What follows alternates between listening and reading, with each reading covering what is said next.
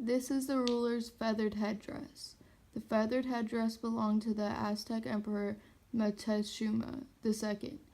The Aztecs were Mesoamerican culture that flourished in central Mexico during the 1300s all the way to 1521 when the empire was destroyed.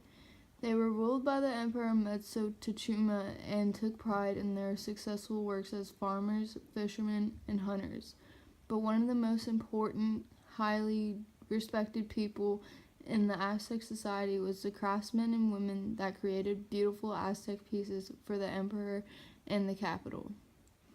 The empire was unfortunately eventually destroyed by the Spanish conquistador Hernán Cortés. But when Cortés laid his eyes on the feathered headdress along with many other beautiful Aztec pieces, he found it so breathtaking and rare that he sent it back to Spain with him to be replicated. The Spanish were not as artistic as the Aztecs, so the headdress was incredible and influential to all who saw it.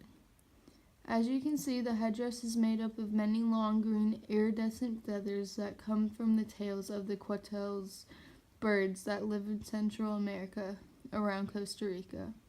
The quetzal bird only have about 2 or 3 of these long green tail feathers each.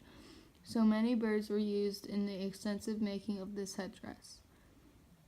The feathers are not only beautifully made, but they also emphasize the importance of trade and tribute items during the time period between the Central American countries and the Aztec capital of Tenochtitlan, which is today Mexico City.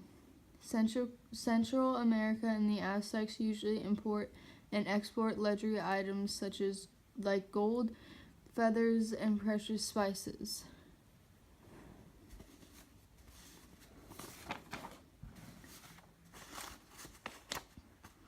The Aztecs have also gained luxury goods from defeating the surrounding groups and cultures of the people in an attempt to expand their Aztec empire. When they fell upon a beautiful piece from a defeated empire, they would take it and incorporate it into their own culture and artistic style. The headdress is a part of an entire costume. Costumes were very important to many Aztecs and Mesoamerican cultures during rituals or performances. They are to be imagined in action. The iridescence of the feathers was meant to be shimmered and shone through dance and performance. The headdress is also so big that the long feathers were there to overpower the ruler who wore them, and the ruler was to be consumed and transformed into a new, higher being by the costume during the performance or ceremony. The headdress also not only contains the beautiful green quetzal's feathers, but also has smaller turquoise blue feathers and gold pieces that crested the head of the ruler that wore the costume.